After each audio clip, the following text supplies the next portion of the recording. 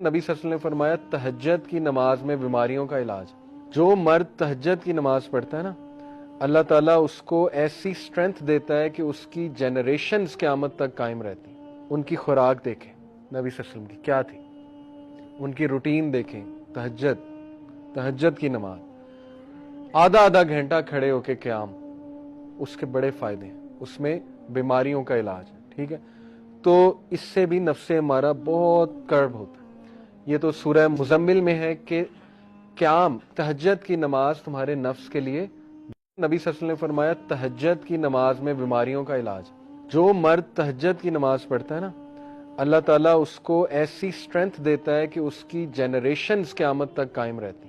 उनकी खुराक देखें नबी सल्लल्लाहु अलैहि वसल्लम की क्या थी, उनकी रूटीन देखें।